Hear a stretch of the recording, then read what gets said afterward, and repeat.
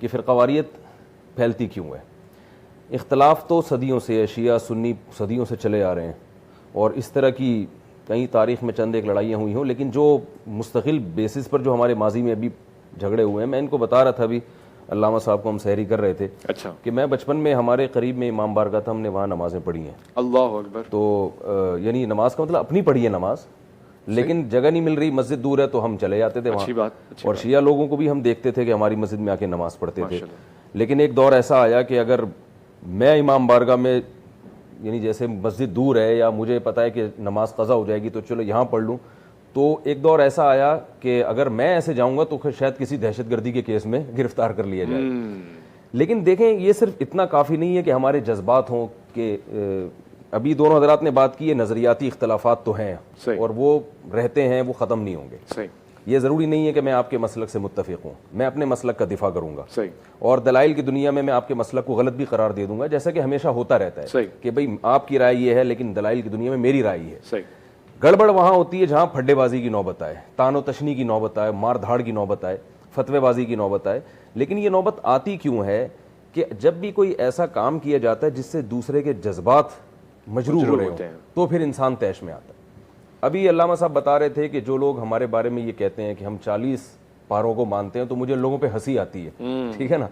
تو جن لوگوں نے یہ دعویٰ کیا کہ سب شیعہ 40 پارے ہیں سب کے ہاں, تو انہوں نے بعض شیعوں کے جذبات کو آگ لگائی. انہوں نے کہا یار یہ ہمارے بارے میں کیسے کرتے ہیں, ظاہر ہے سب اس طرح نہیں ہوتے.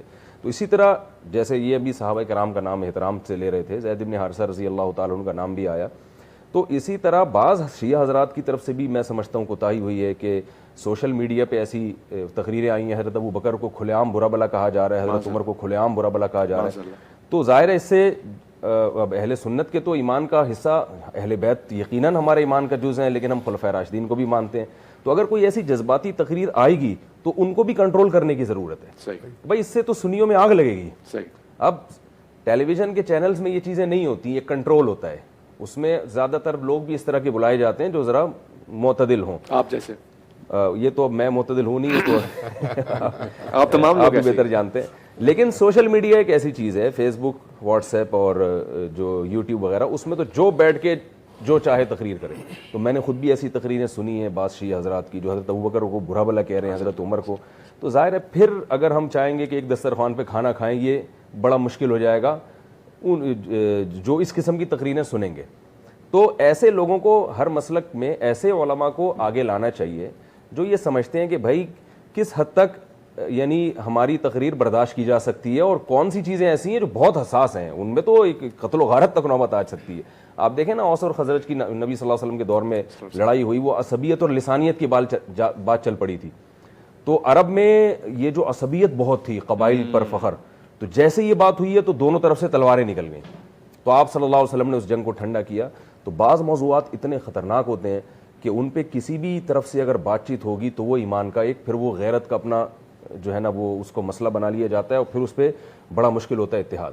تو یعنی ضروری ہے کہ اگر آپ چاہتے ہیں ملک میں محبت کا ماحول پیدا ہو تو اہل بیت کا بھی احترام ہو اور دوسرے صحابہ کا بھی احترام نہ ہو, اور اگر احترام نہ ہو تو کم از کم توہین نہ ہو. کھلے عام ایسی تقریریں نہ ہو جس سے جذبات کو آگ لگتی ہو. سوشل میڈیا کو کنٹرول کیا جائے, اور یہ ہر مسلک کے علماء کی ذمہ داری ہے, بڑوں کی, کہ وہ اپنے ماتحتوں کو کنٹرول کریں. ذمہ داری. میں بھی ان کے ساتھ بیٹھا ہوں, کچھ چیزیں میں نے ان سے ابھی سنی تو میں حیران ہوا کہ اچھا ایسا بھی ہوتا ہے, ایسا بھی ہوتا ہے. مثال کے طور پر میرا ایک ذہن میں تھا کہ شیعہ حضرات کی مسجدیں نہیں ہوتی, تو انہوں نے بھی بتایا کہ امام بارگاہ کے اندر مسجد الگ ہوتی ہے, امام بارگاہ الگ ہوتا ہے.